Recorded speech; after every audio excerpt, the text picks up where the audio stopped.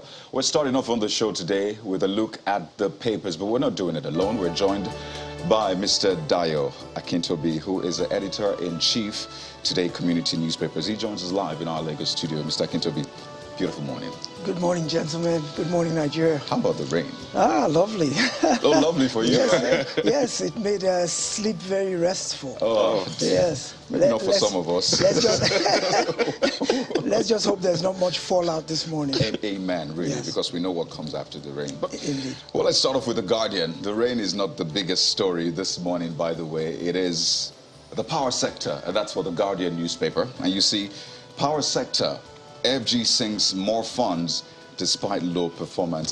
The irony is the fact that, you know, they talk about rain affecting, what is it, the generation aspect, low water level or, you know, perfect water level. But let's take a look at the riders in this one. FEC approves multi-billion naira contract for electricity supply.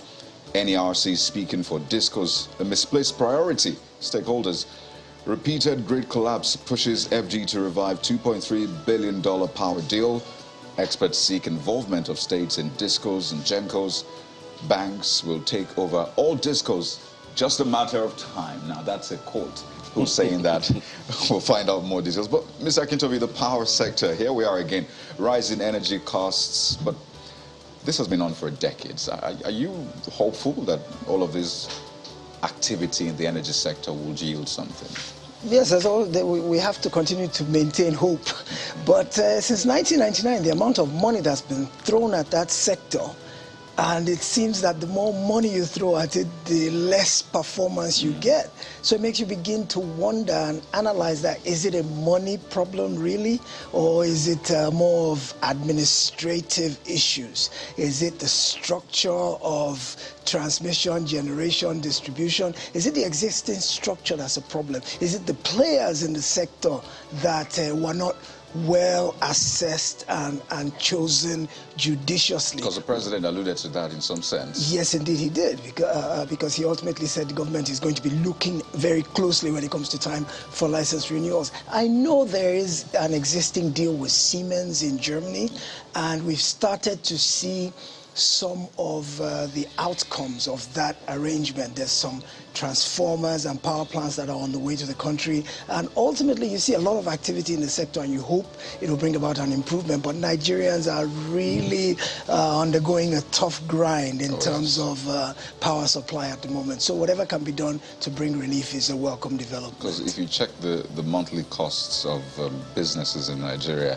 energy costs take like a huge chunk, more than half of it. So imagine you take that off, and I'm talking not to discos and you know the usual one. It's to generating sets and alternative power supply. So clearly this is something we need to get ahead of. Well, people won't mind to pay for power if they can get reliable, uninterrupted power supply. Especially businesses, they will happily pay whatever is necessary to get good power supply. I'm tempted to ask you if you believe in all the theories that, you know what, some people don't particularly want this sector to work, because clearly if you're not buying power on the grid, you're buying off the grid, and people are making money that way. Yes, I know, but I think that's a conspiracy theory taken too far. I believe that at the end of the day, it's more beneficial to everyone if we have seamless on-grid power, and even the people who are making money off-grid will also benefit from seamless on-grid power once it gets up and running. I hope they know that for sure.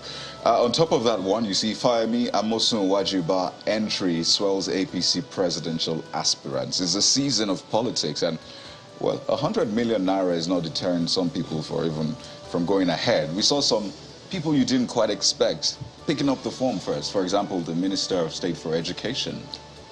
Well, okay, not picking up the form, and this is a point we raised. It was picked on behalf of him and presented to him by some people. But what do you make of all of this, really? It tells me we're not a poor country. If we've got 14, 15, 16 people who can cough up 100 million naira each, especially when you look at the odds, only one person out of 14 or 15 is going to make it through. So essentially it means your odds, your 100 million naira the odds of it actually paying off for you is 1 in 14. If you ask the odds makers, that's very poor odds. And what that tells me is that the people who are putting up this money, I don't think they really worked for it per se, because on 1 to 14 or 15 odds, you don't gamble money away like that.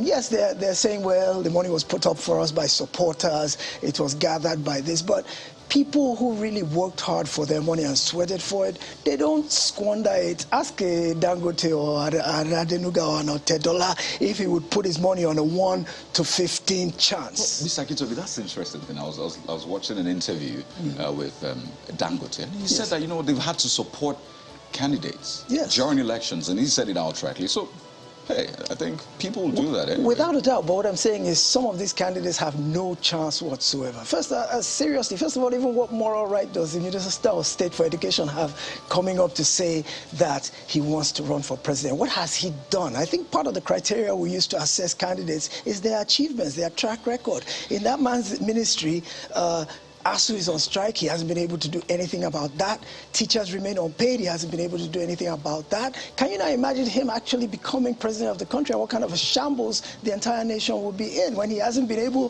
to manage even ordinarily a ministry? How can we expect him to have the whole kit and caboodle and do anything with it? Don't forget he is Minister of State for Education. There is a Minister of Education. Without a doubt, but he still has responsibilities. And that office, the buck stops at the table of the leaders of that ministry. So you can't excuse, just as he would take credit for the successes, he's got to share in the credit for the failures as well. So I will assess him by his performance and say he has failed. So how can he now be aspiring for us to trust him with more responsibility? Again, Mr. Akintobi, I'm tempted to ask how many people you can count now that have the moral right? Can you please cut down on this temptation this morning? You know, because, I mean, for a lot of people, especially in government, you can't divorce them from a lot of things happening, either in the opposition or in the ruling party. So are you saying that majority of them don't have a moral right to actually seek a re-election, or in this case, I'm saying that a key criteria for determining electability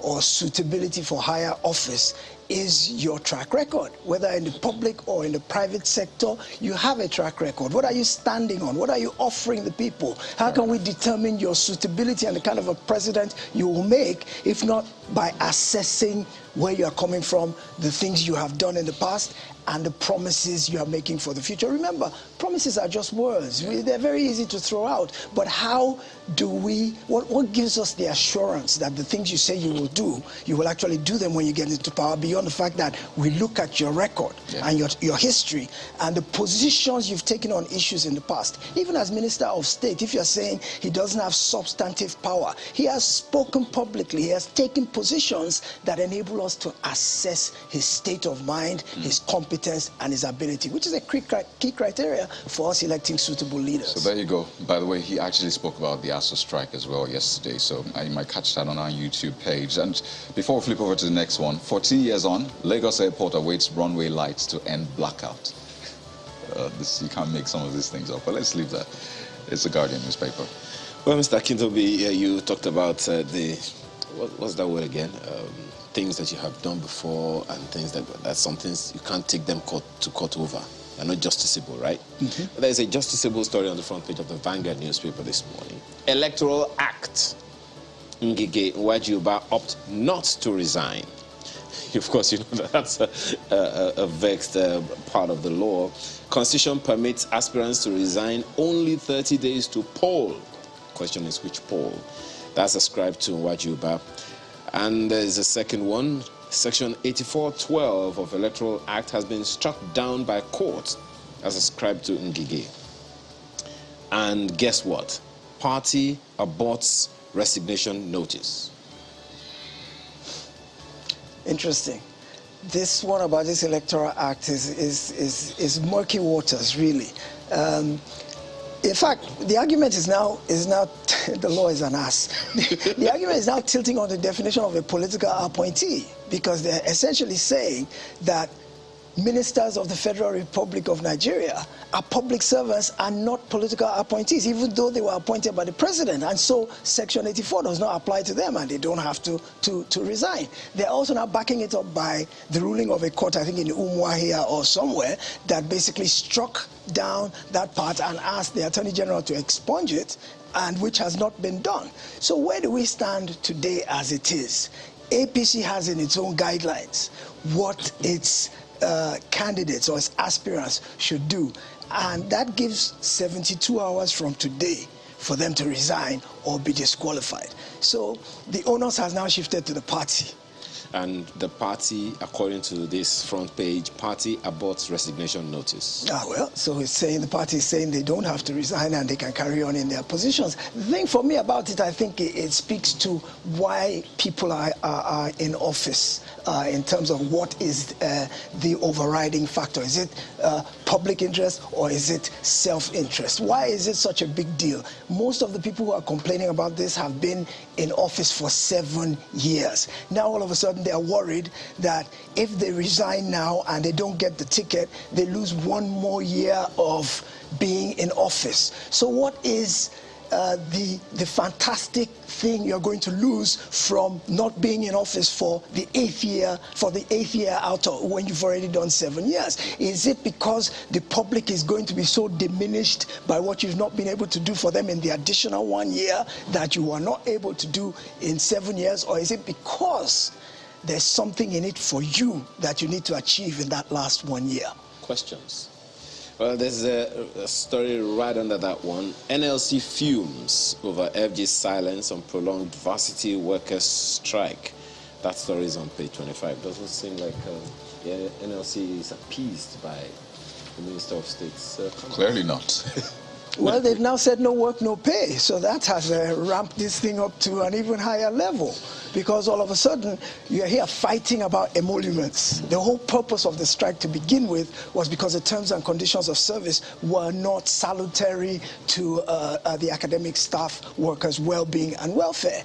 Now all of a sudden they are now in a double whammy situation, because now you're not getting paid while you're not going to work. So it's actually worsening their situation. So the federal government has upped the ante, and it's quite possible that might force ASU to the table, because I'm sorry, without your pay and without your work, without your salary, I'm sure the government has looked at its terms and conditions and has the legal right not to pay.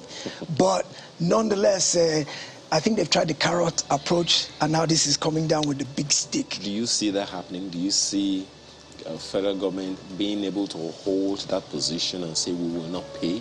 Has that ever happened before? Historically, these things always get resolved at the end of the day.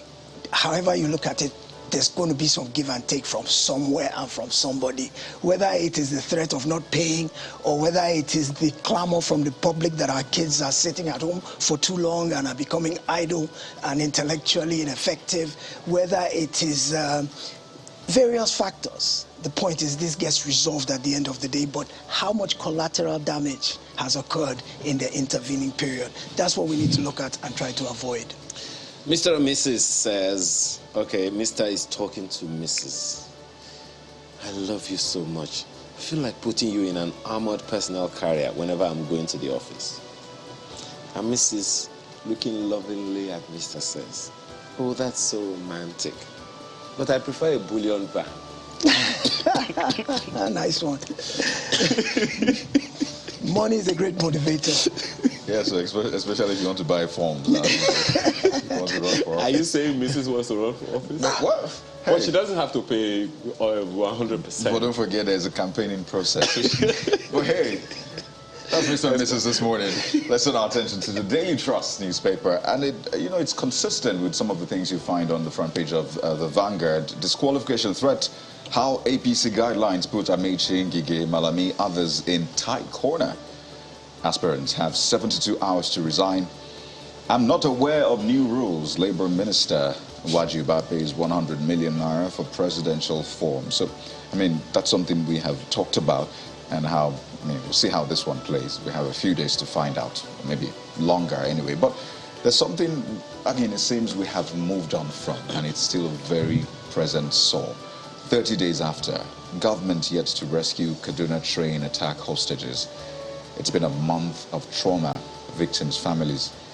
And you see, do everything to release abductees, Colonel Dangiwa. Again, I mean, it's been said, another failure of government staring us in the face, and it seems some people have moved on and forgotten the plight of those abductees. What do you make of it? That incident is still 30 days old. You're talking about moving on and forgetting. How about the Chibok girls? They're still not back. How long ago was that? And we've forgotten about it. But I saw not forgetting the daily counts that Daily Trust usually has. Yes. Some papers and some media houses are still tracking to keep it in our consciousness. Bethel Still tracking. Baptist High School. Yes, Bethel as well. 98 days after. Yes, indeed, unconscionable. But it's a cruel alignment of the elements that on the very day that we see the photographs of 65 or 62 or thereabouts hostages still being held from the Abuja-Kaduna train attack, that on that same day we had the Senate deliberating on an amendment to the terrorism law that says that it will now be a crime to pay ransom to kidnappers to get victims back. And I'm looking at the pictures of the people who are in detention that the government has not been able to rescue, and I'm putting myself in the place of those people's family who are pleading and saying, we want to engage directly with the bandits to try and get our family members back, because so far government has not been able to rescue them. So we want to take matters into our own hand and begin to engage with them directly and see if we can find a way to resolve this. So you now hold that against the fear of the fact that, goodness, even if I can engage with them and come to a meeting of the minds with them and agree on a sum and pay, there's the hammer of the government now on top of my head saying I will now do 15 years in prison for rescuing my family member. So you ask yourself, which is more important? It looks like they put the cart before the horse here. Shouldn't we make our law enforcement people accountable? How about the ones who have failed to prevent the kidnapping, or the ones who have failed to rescue the kidnapped?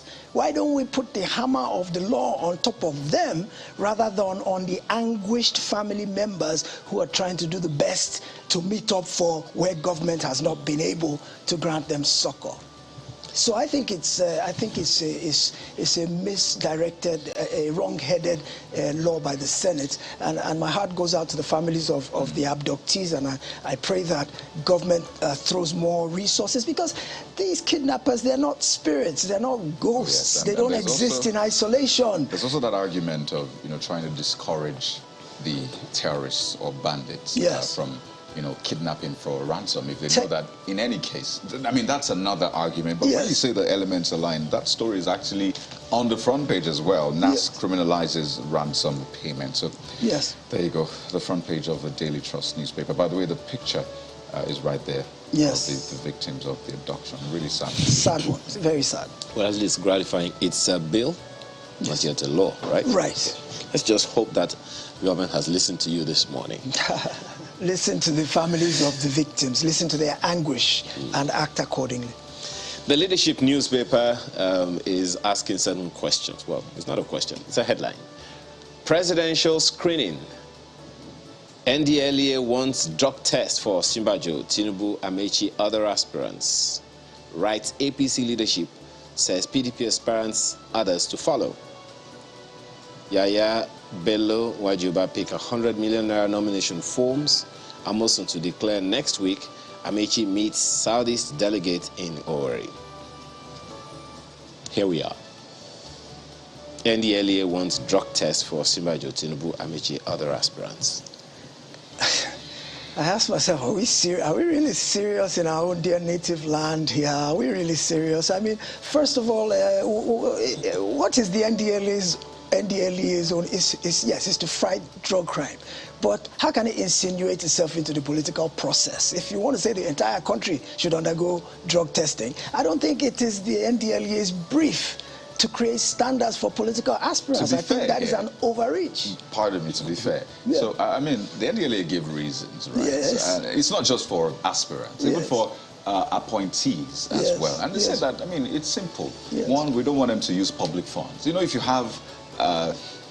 That's not the NDLA's remit. It's not its business as to what public funds are used for. If you have an addiction, Mr. Akintobi, you know how people go. So they don't want them to use public funds to purchase cocaine and the rest. That's one.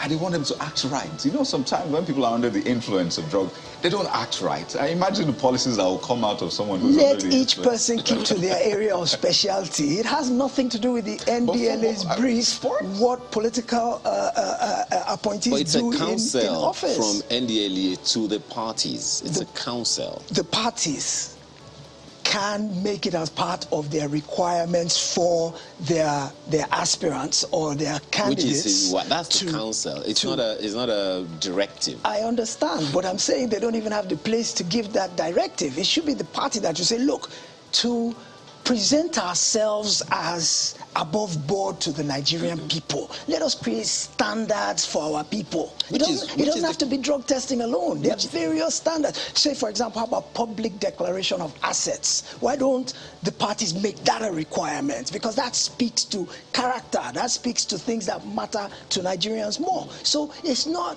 you can't isolate. Yes, NDLA might think is giving a directive, but it's a violation of every fundamental human and constitutional right of every single political aspirant for... Absolutely. Yes, indeed it is. Sports, you know, sports players and the rest, they have to go because that through. gives you an unfair advantage against your competitors. So if you have a steroid in your system, you can outperform the people, so it's no longer a level playing field. But if you have drugs in your system, you can underperform. You will underperform. Exactly. You will underperform. That's the reason. Which is to your own detriment. Which is well,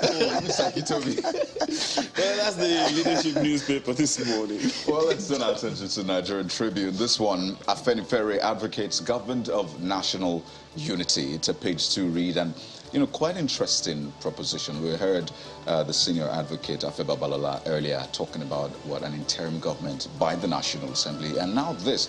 What do you make of all these propositions, especially regarding the Constitution, regarding carrying people along and ensuring that, I mean, there's a sense of togetherness. Do you think this is the right way to go, perhaps? What it says is that there's problems with our structure, the underlying structure from the ground up, from the Constitution up, and that we are coming into an awareness that we need to tweak the structure some kind of way, whether it's devolution of powers to the states, whether what they call restructuring, whether it is even going as far as going back to a parliamentary system, because we know the presidential system is too expensive for us and it's not working. So I think the general sense now is that the system we're running at the moment, it fosters disunity, it discourages inclusion, it alienates people and certain segments, which is why you're seeing all this agitation for secession and self-determination in pockets across the country.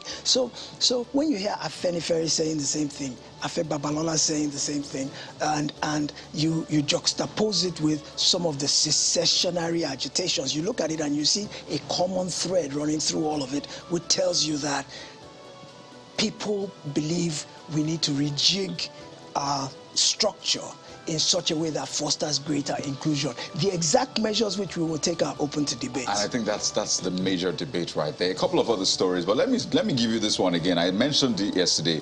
COVID-19 still around. FG1. So, I mean, you can't say I didn't tell you. It's right there. Okay, so second day running, page 12 read, because there's a sense that we've since moved on from that one. We have heard you. You've heard me, right? I can hear. No, I'll be back tomorrow.